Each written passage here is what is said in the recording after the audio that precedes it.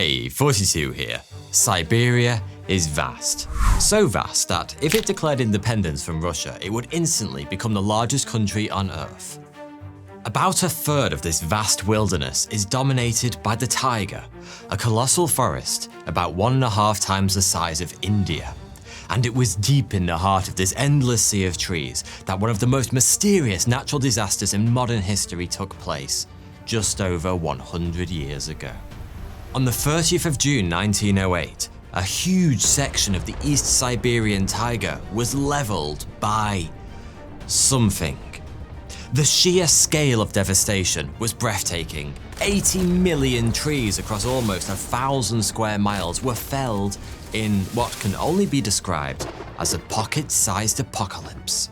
It looked as though someone had dropped a nuclear bomb in the middle of the Siberian wilderness, except nuclear weapons wouldn't be invented for another 40 years. And no human explosive in existence at the time could have caused anywhere near that level of destruction. So if it wasn't a WMD that leveled 1,000 square miles of Siberian forest over a century ago, what on earth was it?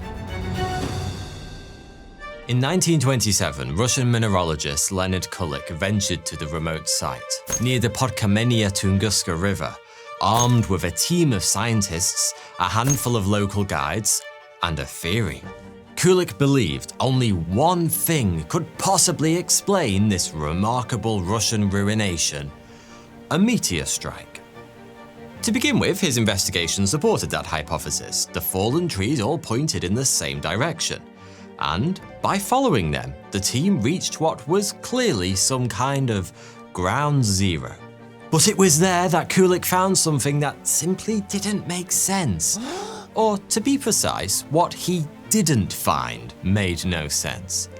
There was no impact crater, nor was there a meteorite, not even fragments. Even stranger, where the crater should have been, the trees were still standing upright, but were bereft of bark and branches.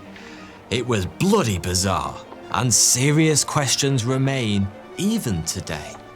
This is the story of the Tunguska event, a mystery that has stumped science for more than 100 years. Whatever it was that flattened 1,000 square miles of forest in Siberia in 1908, its effects reverberated around the world for several days afterwards. Seismic stations across Europe and Asia registered an activity spike resembling a mid-sized earthquake, and an air-based shockwave was detected 5,000 miles away in Papua New Guinea and Washington, D.C. You didn't even need sensitive scientific equipment to see that something strange was going on. Night skies across half the world were illuminated by an eerie light for days. This odd luminescence was so bright people could take photos and read newspapers outside in the middle of the night. Eyewitness accounts from near Ground Zero are sparse because, well, Siberia is sparse. It's one of the least densely populated places on Earth.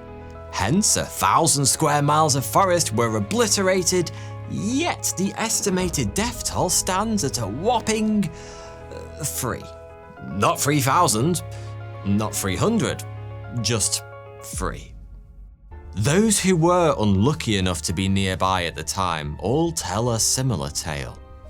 In the early hours of the morning of the 30th of June 1908, a strange blue-white light appeared high up in the sky, so bright it looked like a second sun.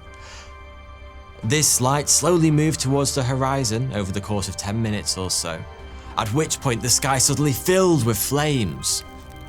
Shortly afterwards came a series of loud bangs that sounded like artillery fire, and a searingly hot shockwave demolished buildings, blew out windows, and threw people off their feet, knocking many unconscious.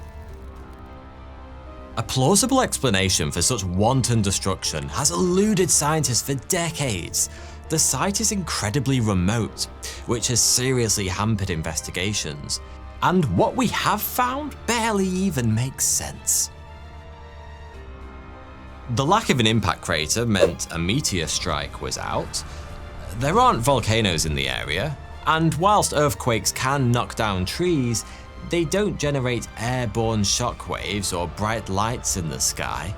With the obvious explanations not fitting the evidence, people sought more extreme alternatives. The general belief amongst the locals at the time was that the carnage was caused by an angry god called Ogdi. Others blamed the appearance of a rogue primordial black hole, or the annihilation of a particle of antimatter. Especially excitable types with a penchant for wearing tinfoil have linked the events to an accident involving Nikola Tesla's famed death ray, or even the detonation of a nuclear-powered alien spacecraft. For obvious reasons, none of these theories have ever gained traction within serious scientific circles. But if we've ruled out all of the obvious explanations, and plenty of really fucking stupid ones, what's left? If you think you figured it out, now would be the time to pause the video and smugly put your idea in the comments. For everyone else, I think it's time for a clue. One that comes from the most unexpected of places. An obscure Australian explosives test, codenamed Operation Blowdown. This unusual experiment was carried out in a remote corner of northern Queensland in 1963. Its purpose was to see what happens when you detonate a really big bomb in the middle of the jungle. Rumour has it the whole thing was a covert feasibility test for dropping nukes on Vietnam, though for obvious reasons, that's never been confirmed. In the experiment, 45 tons of TNT was detonated 20 meters above the rainforest canopy. The subsequent explosion flattened the forest for several hundred meters in every direction, except for one. Directly beneath the bomb, the tree still stood, their limbs and bark seared away. It was Tunguska in miniature. But wait a second, haven't we already established that no bomb in existence in 1908 could possibly have caused a Tunguska event? Well, yes we have. But it wasn't a bomb that exploded over Siberia 100 years ago. It was a meteor. As you probably already know, most meteorites headed our way burn up in the atmosphere long before they reach the surface. That's what shooting stars are. Only an estimated 5 to 10% actually make it to the ground. But it turns out meteorites don't have to smash into terra firma to wreak havoc, because, under the right circumstances, the immense heat generated during a meteorite's fall to Earth will cause it to blow itself to pieces, releasing vast amounts of energy in an instant. Anything or anyone unlucky enough to be directly underneath at the time is going to have a very, very bad day. These misanthropic meteorites are known as airbursts, and it's widely believed that one was behind the Tunguska event. According to computer models, the meteorite, which was about 60 meters across and traveling at a face-melting 60,000 miles an hour, detonated 5 miles above Earth's surface, with an explosive force equal to 2,000 little boys. That's the name of the nuclear bomb dropped on Hiroshima. I haven't been blowing up children. If those numbers are correct, Tunguska comfortably holds the record as the biggest meteorite event in recorded history. And a large meteor airburst certainly seems to fit the available evidence. It would explain the appearance of the second sun-like light in the sky, and the burst part accounts for the shockwave. Even the eerie lights that lit up the night sky make sense. They would have been caused by sunlight reflecting off dust particles shed by the meteor as it sped through the upper atmosphere. And in the 90s, Italian researchers found large quantities of nickel, cobalt, and chromium in resin extracted from nearby trees, which are rather out-of-place elements in those parts. They are, however, found in high levels in most meteorites. For these reasons and others, the airburst theory is by far the most popular explanation today. But not everybody is entirely convinced. In 2002, a German astrophysicist, Wolfgang Kunt that is, proposed a radically different possibility. That the disaster was caused by the biggest, deadliest fart in history. A fart not of human origin, but straight from the bowels of the Earth itself. According to Mr. Kunt, the destruction of Tunguska was the result of the ignition of 10 million tons of natural gas, released from within the Earth's crust. As slightly mad as that may sound, similar events have been witnessed elsewhere, usually connected with subterranean volcanic activity, and it would explain why relatively little meteoric material has been found at the Tunguska site. In 2020, a Russian research team came up with yet another hypothesis. Based on the results of hundreds of computer simulations, they concluded that Tunguska was the result of a so-called Earth grazer, a kind of meteorite that enters Earth's atmosphere at a shallow enough angle that it leaves again without impacting the surface. Earth grazers can still generate destructive shockwaves if they get close enough to the ground, and like the giant fart theory, this one explains the relative lack of extraterrestrial material recovered from the site. Whatever the cause, it's worth remembering just how close humanity came to what could have been the worst natural disaster in human history. The Tunguska blast was big enough to utterly destroy any city on Earth, killing hundreds of thousands of people in the process. And next time, we might not be so lucky. Oh, and there will be a next time. It's just a matter of when and where.